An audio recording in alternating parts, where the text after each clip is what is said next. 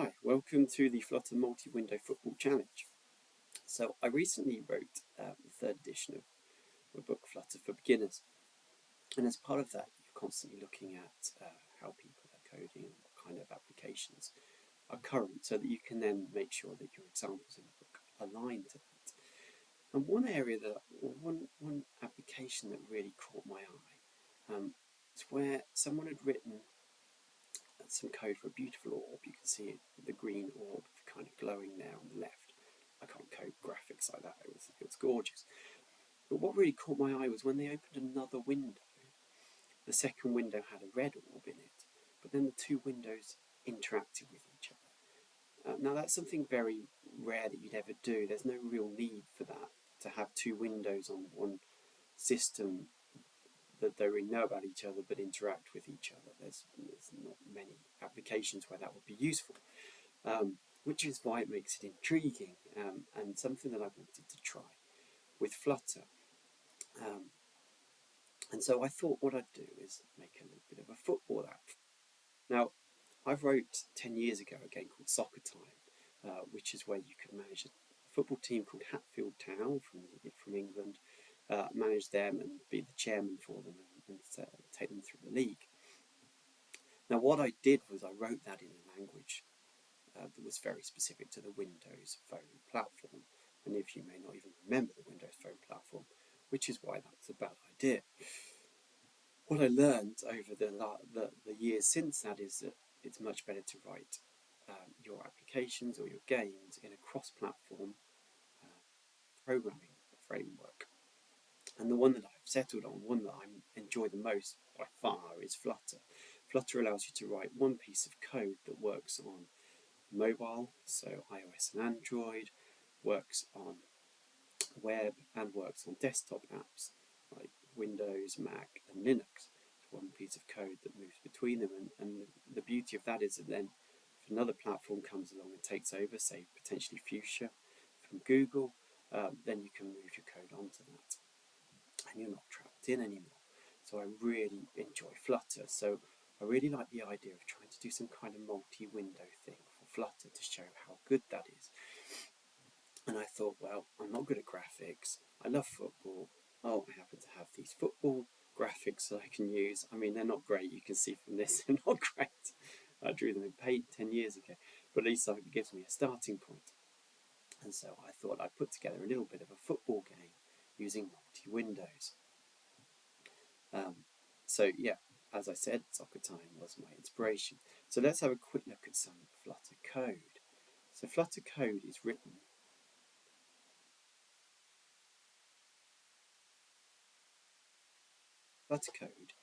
using a language called Dart. And Dart started its life as a replacement for JavaScript, or equivalent to TypeScript, but has over the last several years become an absolutely gorgeous language to use.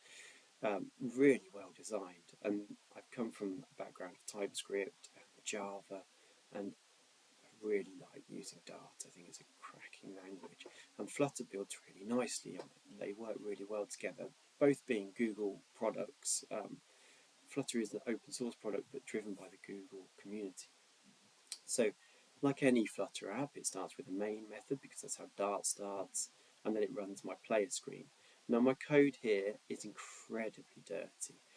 When I'm writing new code, I do like to keep it dirty because I find that if I make it too pretty, I get what I call creativity drag, which is where it feels too much effort to change something so beautiful if I've got a new idea or I want to make it work in a different way, because I've already kind of gold-plated what code I had. If I keep it dirty, then it's much easier to say, oh, actually I'll change that because it's dirty anyway. Let's go from dirty to dirty. Much easier. So I like to build something as quickly as possible until it works. Once it's working, then you can kind of come back and clean the code. And actually that's quite an enjoyable thing to do. Once you've got something working, to then go, right, now I'll clean it up so it works in the most optimal way for that solution. So the code here is dirty, and as we go through these blogs, I'll clean it up and we'll learn lots of other things. So as I said, it's a Flutter app, so it's a stateful widget, and this is all one massive stateful widget, which is not the best way to code, but as I said, to get up and running works really well. For those that don't know, a stateful widget is a graphical object that can change state, hence the name stateful widget. The alternative is a stateless widget, which is a very simple piece of code that just has a static image or it's statically graphical. It's graphically statical. Where a stateful widget has dynamism, it has state, so it can change. And as you'll see, we have a lot of animation, and therefore it needs to move and change quickly. The other key part is the Firestore, so Firebase, which is a great little system, cloud-based software as a service, allows you to store state into the cloud. So Firebase has this Firestore, and that's where we save the state. Now, if we've got two windows that are talking to each other, they need to have a central place to store state where they can read it from each other. And one of the great ways, because we use Firestore for all manner of apps, is to use Firestore for this.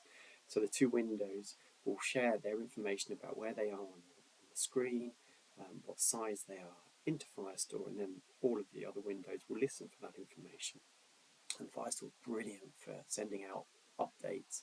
They'll listen and they'll know, and then they can adapt based on that. So this makes a lot of use of Firestore. This code is all available on Bitbucket. If you look on the blog, it will have the information on where you can see that. Feel free to access it, make modifications, critique it. And also the running code is now deployed onto the web. So what I've done is I've taken this code, compiled it for the web, and I've pushed it to Firebase hosting. Again, Firebase is software as a solution option for app developers. Allows you to compile the code and push it to the web.